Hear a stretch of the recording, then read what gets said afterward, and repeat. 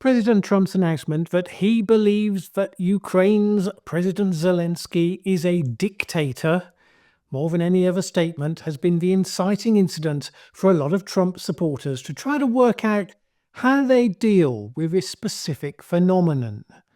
But let's start with one of the highest profile ones first. I was rather confused to read today that Europeans were rather confused about where the US stands on Ukraine. How can you be confused at this point, I thought? It has become blindingly obvious, as we've discussed, where the US stands on Ukraine. It has become an adversary. I thought this was purely denial and wishful thinking on their part, but then I discovered that maybe it was more than that. Specifically because Marco Rubio, Secretary of State, had spoken to them privately after Trump had issued his broadsides to reassure them that the US position on Russia and the world of geopolitics generally hasn't changed. Also after, remember, Rubio himself had met with the Russians in Riyadh and gushed to the media about, quote, the incredible opportunities that exist to partner with the Russians. It was reported in the New York Times that just hours after Rubio said those words, he was saying to European diplomats in a phone call that the Trump administration had no plans to reach a bilateral agreement with Russia and then to impose its terms on Ukraine and Europe, which is a very specific denial, which leaves quite a lot of wiggle room, it seems to me. If we think Rubio is even in a position to make that sort of guarantee on behalf of Trump, which, based on recent history, is probably questionable. But of course, Marco Rubio is a traditional security hawk Republican, not really a Trumpist by nature at all. This was why, when he was first nominated, one of the very first to be so, remember, a lot of people were at that point saying, well, this doesn't look so far from the norm. No Democrats voted against Rubio in his Senate confirmation, unlike some of the more distinctive characters that followed. While USAID was being dismantled and responsibility for it was being moved to the State Department, Rubio is reported to have tried to reassure agency workers during a meeting at the US Embassy in Guatemala based on a transcript of the event obtained by the New York Times. And he said this, that foreign aid is the least popular thing government spends money on. And I spent a lot of time in my career defending it and explaining it, but it's harder and harder to do across the board. It really is. And those words were followed up with, the United States is not walking away from foreign aid. It's not. But it has to be programs that we can defend. He accordingly asked them for trust and patience. It's not recorded what is the employment status of the people who he asked it of in that room that day. From there, Rubio went on to be leading negotiations with Russia in Riyadh and reassuring those European allies. Then, just in the last day or so, he was asked what he thought of President Trump calling Zelensky a dictator. He avoided saying that Trump was clearly wrong, or indeed right. Presumably that would be a career-ending thing to say, the first of those. Instead, he said President Trump was clearly annoyed with Zelensky, and he added that this was with good reason. An elegant and carefully pre-planned way to avoid having to say that he agreed with the obvious falsehood and only being seen to agree with and back up the boss. That's what you may have to do when you're on the team. But given that Rubio is a security hawk and has been clear in the past about Russia's role and America's interest, it's hard to know just how much of a strain this is putting onto him and his own conscience playing this part. As one of the non-Trumpists of the team, we might have expected that he would last the least length of time before either being fired or deciding to walk away. People like Rubio end up in such jobs because they tell themselves if they weren't there, it would be so much worse. At least if I'm here, I can smooth things over, make them less bad, contain the madness. Which can sometimes just be a convenient self-deception that happens to keep you in a high-profile position for a bit longer. How long will this go for Rubio? We will have to see, but I would be astonished if he wasn't a man doing some soul searching right now. Of course, you might say, maybe he's right. Maybe Trump is playing Putin, succouring him with apparent concessions to bring him to the table where he'll be forced to give away so much more than he had ever intended. Well, maybe. But meanwhile, the US has been busy vetoing the traditional G7 statement on the anniversary of the invasion of Ukraine, condemning Russian aggression. So right now, the US is still doing a remarkable impression of being an adversary of Ukraine. I tend to say if it walks like a duck, well, you know how it goes. Rubio is not the only one. Today, the same day as Elon Musk, tweeted rather disgustingly that Zelensky was feeding off the dead bodies of Ukrainian soldiers. We saw a counternote struck by General Kellogg, Trump's special envoy for Russia and Ukraine, and like Rubio, a traditionalist. Kellogg was in Kiev this week for talks. He praised Zelensky as an embattled and courageous leader of a nation at war. Another member of the team having some internal dialogues, you have to imagine. That seems likely to be the case, because many others of similar mind who are not on the team are clearly and publicly having those soul-searching moments. I mentioned already this week the Trump-supporting New York Post. They, alongside Trump-supporting Douglas Murray, went full-on front-page assault in today's newspaper. Subtle? It wasn't. President Trump, it said, "This is a dictator," picture of Vladimir Putin, "and 10 other Ukraine war truths we ignore at our peril." Douglas Murray isn't the only one who has been a darling of the anti-woke right, who has been moved to push back against the tide of anti-Ukraine sentiment following Trump's lead. So, for instance, Konstantin Kisin of Trigonometry did a tweet pushing back on the anti-Ukraine pro-Putin narrative. It was quite a long tweet, but the key point was this.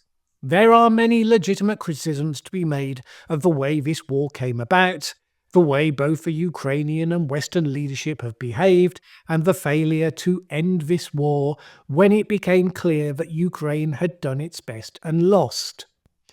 But the spectacle of people sitting in warmth, comfort, and plenty, lying and misrepresenting a country and a people who are courageously fighting to defend their land against a bully is sickening, and people who engage in this should be deeply ashamed. They won't, of course, because to most of them, the war in Ukraine isn't a real thing. It's just a topic for online click farming. The only silver lining is we're really finding out who's who. Finding out who's who, indeed, because Elon Musk replied to Konstantin's tweet. He said this, "You're losing credibility with this. Either Zelensky holds an election to prove that he represents the will of the people, or he is a dictator." The Trump talking point, which by sheer coincidence obviously is a Russia and Putin talking point. Then we had respected historian and equally darling of the anti-woke right, Niall Ferguson. He tweeted this, "This will not stand. This will not stand, this aggression against Kuwait." George H.W. Bush on August 5th, 1990. Future history students will be asked why this stopped being the reaction of a Republican president to the invasion of a sovereign state by a dictator. This sentiment got a long response from US Vice President J.D. Vance. A very long response. Well, it's not as though he has a proper job, so fair enough. This is moralistic garbage, which is unfortunately the rhetorical currency of the globalists because they have nothing else to say. For 3 years, President Trump and I have made two simple arguments. First, the war wouldn't have started if President Trump was in office. Second, that neither Europe nor the Biden administration nor the Ukrainians had any pathway to victory, and on and on and on.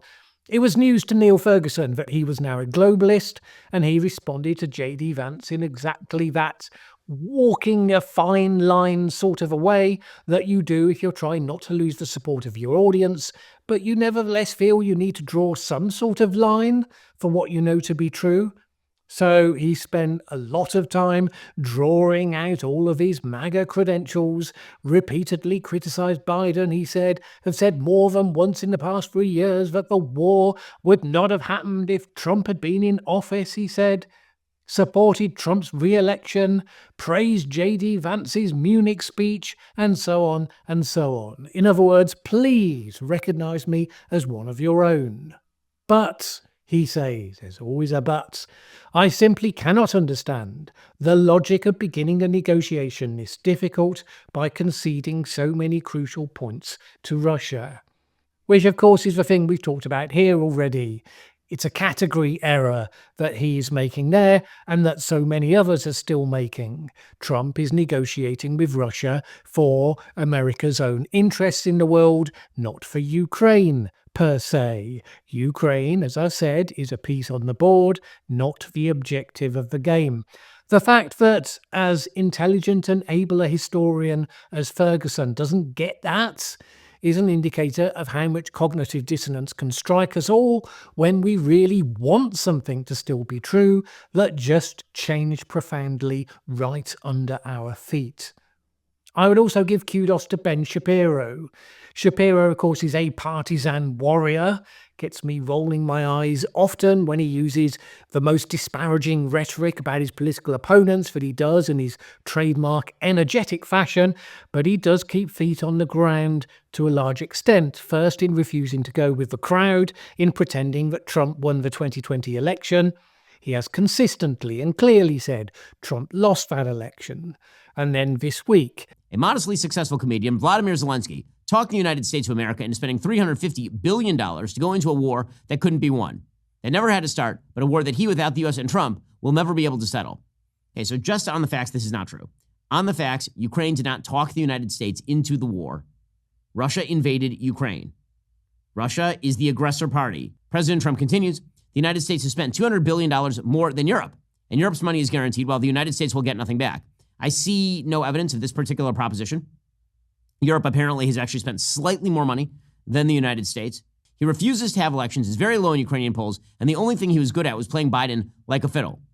Okay, well, as far as refusing to have elections, martial law was declared because you may have noticed there's a war on, a war that has currently cost at a minimum 43,000 dead between February 2022 and December 2024 in Ukraine. Large swaths of Ukrainian territory is currently occupied by Russia. Like, do those people get to vote in Donbass and Crimea in a Russian election?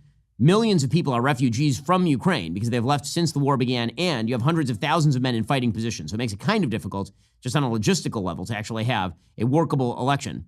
By the way, all those people mentioned have, at some point, while stressing their support for Trump and their credentials, have said that thing, that they believe that if Trump had been in office, Putin would never have started the Ukraine war. And it's easy for them to agree with that because it's an unprovable and equally unfalsifiable counterfactual claim. A way of flattering the ego in chief without having to indulge in anything related to events that actually happened and can be observed. And I see no basis for believing it personally. But we'll see. If Trump succeeds in twisting Putin around his little finger to get a deal out of him nobody thought could be got, then maybe that stands as evidence in favour of that claim. If, as I strongly suspect on current evidence, Putin either plays Trump like a fiddle or at least ignores his attempts and carries on as he was, then that will speak louder on that score than 1,000 tweets of wishful thinking ever could. So, what are we to make of all this? Personally, I think we're seeing the start of a process that is going to keep playing out over the coming months, because Trump demands total loyalty. This includes supporting him if he says tomorrow the exact opposite of what he said today. And increasingly the pressure will be on. You will find yourself further and further outside the club if you insist on any sort of compromises with, reality, that sort of nonsense. And we will see the gulf open up between the people who previously praised each other, who end up on different sides of that divide. So right now, JD Vance, Elon Musk, Pete Hegseth, I would expect Kash Patel, Tulsi Gabbard, they will all be the cheerleaders for every single absurd, revisionist, fantasist thing that he's ever demanded of them, along with a small army of mostly online diehards. Then you'll have those who have to make a hard choice. Will they retain their integrity at a cost to the growth of their audience and their influence and their income? Or will they throw in the towel and go all in with Trump? And how will they ever justify it to themselves, never mind to anyone else? In the meantime, it seems as though Trump really is committed to using his feint with Putin as leverage to seek to get Zelensky to sign up to mortgage his country to the United States in perpetuity. White House National Security Advisor Mike Waltz said yesterday, President Trump is obviously very frustrated right now with President Zelensky. The fact that he hasn't come to the table, that he hasn't been willing to take this opportunity that we have offered, I think he eventually will get to that point, and I hope so very quickly. Let's remind ourselves, the generous opportunity involves giving the United States 50% of all the value of Ukraine's valuable resources in perpetuity to secure a transfer from Ukraine to the richest nation in the world of something like $500 billion, which is massively more than the US actually donated to Ukraine for the war, and to do that without even any security guarantees from the United States for the future. Not a great plan.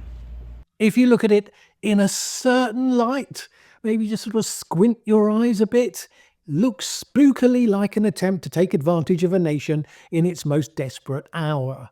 A form of extortion, you might say. Now, that's just a trick of the light, but, if you look at it in a certain way. Of course, that doesn't mean a more reasonable deal could not be struck up once peace has been achieved. But the question is whether Trump is right when he says that he is convinced that Putin wants to stop the war and is serious about talking peace. According to CNN, 3 separate sources from Western intelligence agencies say that Putin remains fixated on either subsuming Ukraine into Russia or ensuring that it's heavily weakened and dependent on Moscow. If you were to get a ceasefire, then a ceasefire is just time for Putin to take a rest and rearm and come back and get the rest of what he wants, said one of the sources. We've seen no indications whatsoever that his ambitions have changed. How will that play out, one has to wonder, for the dancing monkeys whose one fixed reality is they always dance to Trump's tune? What contortions will they have to endure as the real world peskily intrudes on what they say with total certainty to be true today? We can only wait with, bated breath, growing incredulity. In any case, we will find out in due course.